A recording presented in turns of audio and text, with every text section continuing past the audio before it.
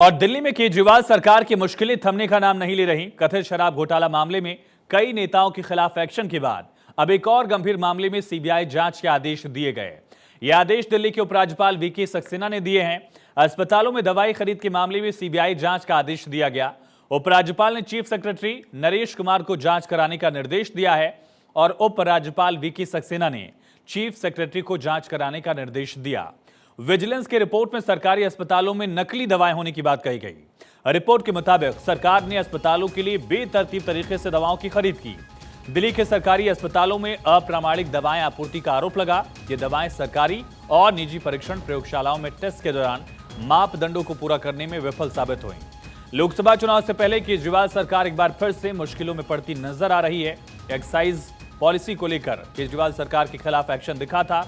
कई बड़े दिग्गज नेता इस वक्त जेल में हैं। मनी लॉन्ड्रिंग को लेकर, एक्साइज पॉलिसी को लेकर, सत्येंद्र जैन से लेकर मनीष सिसोदिया और फिर इसी को लेकर संजय सिंह की भी गिरफ्तारी हुई। अब एक और मामला।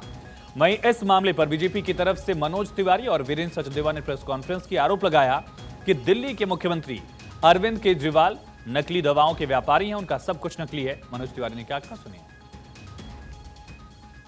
अरविंद केजरीवाल वो व्यक्ति है जो नकली दवाओं का व्यापार करवाता है। अरविंद केजरीवाल वो मुख्यमंत्री बन गए हैं जो भ्रष्टाचार की एक कम समय में सबसे बड़ी रिकॉर्ड बना देता है। इस पूरे दुनिया में कोई पार्टी बनी हो और बनने के अपने सबसे कम समय में सबसे बड़ी भ्रष्टाचार का आरोपी बन गई हो, ये आम आदमी पार्टी के साथ ही हुआ है। वहीं बीजेपी की तरफ से वीरेंद्र सचदेवा ने कहा कि आपके नेताओं के भ्रष्टाचार के खिलाफ पर्याप्त सबूत हैं। ये पार्टी पैसे की भूखी है। दिल्ली के सरकारी अस्पतालों के सैंपल, वो लैब रिपोर्ट हमारे पास है, ये विजिलेंस रिपोर्ट हमारे पास है, जो ये बताती है कि अरविंद केजरीवाल और उनके स्वास्थ्य मंत्री सौरभ भारद्वाज दिल्ली की लोगों की जनता के साथ खिलवाड़ कर रहे हैं। शर्मनाक है, दर्दनाक है। जो दवाइयां वहां दी जा रही हैं उनके सैंपल फेल हो गए हैं। तो दिल्ली बीजेपी अध्यक्ष को आपने सुना और इसी को लेकर सफाई आई है। नकली दवा मामले में दिल्ली सरकार की सफाई। दिल्ली के स्वास्थ्य मंत्री सौरभ भारद्वाज की बड़ी टिप्पणी। कहा, मेरे निर्देशों का पालन नहीं किया गया। सरकार ने ऑडिट के आदेश दिए थे, आदेश के बाद भी ऑडिट नहीं किया गया। तो वीरेंद्र सचदेवा दिल्ली बीजेपी अध्यक्ष, उनकी तरफ से स्वास्थ्य मंत्री पर आरोप लगाया गया और दिल्ली के स्वास्थ्य मंत्री सौरभ भारद्वाज ने सफाई दी। कहा, ऑडिट नहीं किया गया। सुनिए उनकी सफाई। मैं आपको तथ्यों के साथ दिखाना चाहूंगा कि उन डायरेक्शंस के बारे में उनको बाकायदा यूओ नोट भेजे गए, मीटिंग्स के मिनट्स भेजे गए और बाकायदा एक्शन आइटम्स भेजे गए कि आपको ये करना है, आपको ये करना है, आपको ये करना है। एक एक स्पेसिफिक चीज भेजी गई, आपको ये सारी कार्रवाई करनी है। उसके ऊपर अभी तक अधिकारियों ने कोई कार्रवाई नहीं की है। और सीधा रुख करेंगे, हमारे साथ सहयोगी केशव झा लाइव कनेक्ट हैं। केशव, इस मामले को लेकर सियासी आरोप प्रत्यारोप का दौर तो दिख रहा है, लेकिन क्या सीबीआई जांच के बाद अब एक बार फिर से आम आदमी पार्टी और दिल्ली सरकार की मुश्किलें बढ़ी हैं? बिल्कुल आयुष, आपने सही कहा कि दिल्ली के मुख्यमंत्री अरविंद केजरीवाल की मुश्किलें एक बार फिर से बढ़ने लगी है, क्योंकि जिस तरह से दिल्ली के सरकारी अस्पताल और खासतौर से मोहल्ला क्लिनिक, जिसके आम आदमी पार्टी की सरकार सबसे ज़्यादा देश भर में प्रचार करते हैं, इन अस्पतालों में नकली दवाएं दी जा रही थी। जो मरीज वहां पे इलाज कराने के लिए आते थे, छोटे से बीमारी जैसे सर्दी खांसी फीवर के लिए जाते थे कोई भी मरीज, तो उनको जो दवाइयाँ दी जा रही थी वो दवाएँ नकली पाई गई है। क्योंकि विजिलेंस के टीम के पास ऐसी खबरें आई थी कि जो दवाएँ मरीज को दिया जा रहा है, उस दवाई से उसकी तबीयत ठीक नहीं हो रही है, बल्कि और खराब होती जा रही है। जिसके बाद विजिलेंस की टीम ने दिल्ली के सरकारी अस्पताल और मोहल्ला क्लिनिक से 43 नमूने कलेक्ट किए थे और उनको सरकारी लैब में और प्राइवेट लैब में भेजा गया था टेस्टिंग के लिए। टेस्टिंग के बाद इसमें से टोटल 5 दवाएं ऐसी पाई गई है जो कि मानक को फुलफिल नहीं करती, मतलब वो नकली पाई गई। जो उसके डीजीसीआई से भी उसको परमिशन नहीं मिला हुआ था, उनको लाइसेंस नहीं मिला हुआ है दवाई बनाने की, फिर भी दिल्ली सरकार को वो कंपनी दवाएं सप्लाई कर रही थी। जिसके बाद विजिलेंस की टीम टीम को एलजी को सौंपा गया और एलजी ने अब स्वतः संज्ञान लेते हुए दिल्ली के मुख्य सचिव को एक लेटर लिखा है आज ही कि इस मामले में पूरी तरह से सीबीआई की जांच कराई जाए, क्योंकि जिस तरह से दिल्ली के सरकारी अस्पताल और मोहल्ला क्लिनिक को रोजाना लाखों की संख्या में जो मरीज हैं वो टेस्टिंग कराने के लिए जाते हैं, इलाज कराने के लिए जाते हैं, ऐसे इसमें उनके जान से खिलवाड़ किया जा रहा है। क्योंकि एक दो दवाई नहीं है, अभी तक जो 43 नमूने कलेक्ट किए गए थे उसमें से 5 दवाइयों की जो वो आई है, रिपोर्ट आई है, वो बिल्कुल नकली दवाई पाई गई है और बाकी जो दवाइयाँ हैं, नमूने कलेक्ट किए गए थे उसकी जो जांच की जा रही है उसमें से कई ऐसे दवाएं हैं जिसको भी आप कह सकते हैं कि नकली पाई जाएगी। इसलिए दिल्ली के एलजी ने भी और नमूने कलेक्ट करने का भी आदेश लेकिन दिया केशव, है जो स्वास्थ्य मंत्री की पता चल सफाई पाए कि सामने दिल्ली आई, सरकार सौरभ द्वारा भारद्वाज जो कह रहे हैं कि उन्होंने ऑडिट का आदेश दिया था लेकिन उस आदेश का पालन नहीं किया गया।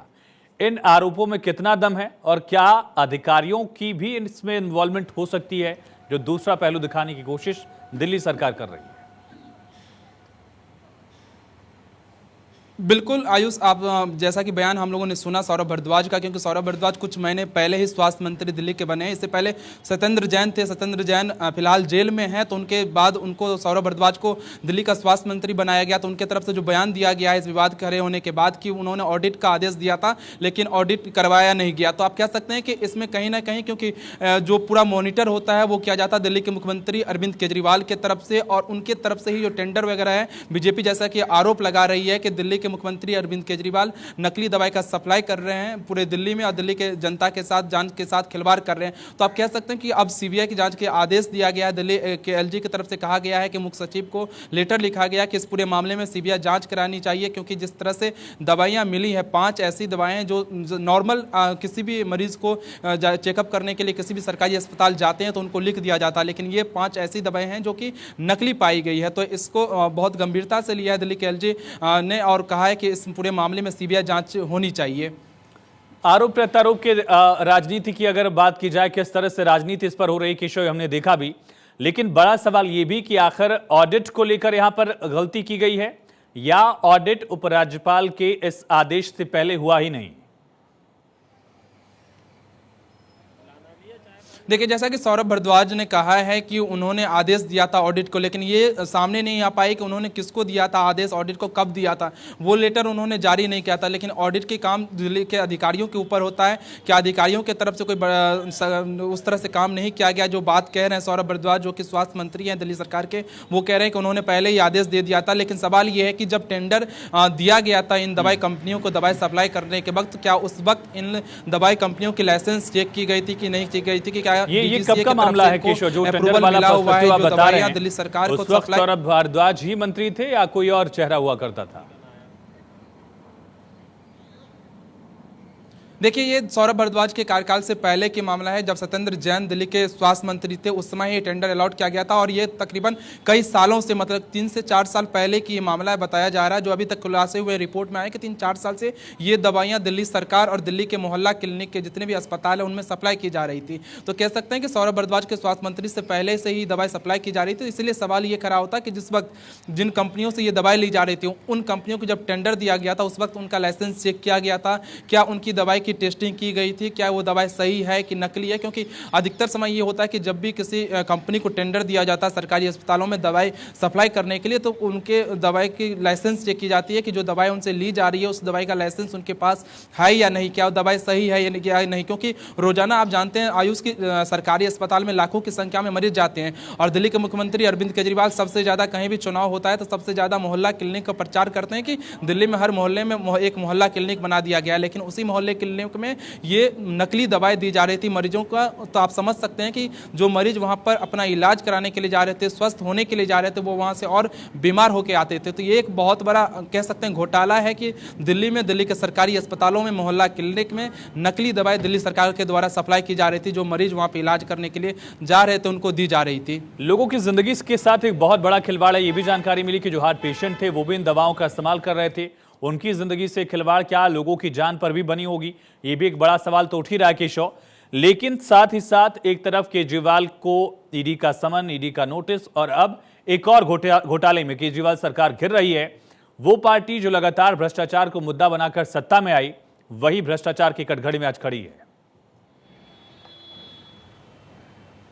बिल्कुल आयुष, आप कह सकते हैं दिल्ली के मुख्यमंत्री अरविंद केजरीवाल की मुसव्वितें और क्यों बढ़ेगी, क्योंकि पहले से ईडी जो है वो जांच कर रही है शराब घोटाले को लेकर, सीबीआई पहले से जांच कर रही है उनके घर के जो बनाया गया था शीशमहल उसको लेकर, और अब सीबीआई एक और जांच करेगी कि नकली दवाई किस तरह से सप्लाई की जा रही थी दिल्ली के सरकारी अस्पतालों में। तो ये तमाम ऐसे घोटाले हैं दिल्ली में हुए जिसकी गिरफ्त में आप कह सकते हैं कि दिल्ली के मुख्यमंत्री अरविंद केजरीवाल आ रहे हैं, क्योंकि इससे आम लोगों की ज़िंदगी के खिलवाड़ कह सकते हैं हो रहा था, क्योंकि सबसे ज़्यादा जो आम गरीब है दिल्ली के वो जा रहे थे सबसे ज़्यादा दिल्ली के किसी भी सरकारी अस्पताल में, मोहल्ला क्लिनिक में देखेंगे जो गरीब लोग हैं सबसे ज़्यादा जाते हैं, और उसमें कई ऐसे पैसे बिल्कुल लोगों की जिंदगी के साथ एक बहुत बड़ा खिलवाड़ है अगर इस तरह का घोटाला हुआ, और जांच में ये तमाम तथ्य डॉक्टर आपको यही दवाई लिखेंगे। उम्मीद करते हैं कि इस तमाम जानकारी के लिए, तथ्यों से रूबरू कराने के लिए बहुत शुक्रिया आपका।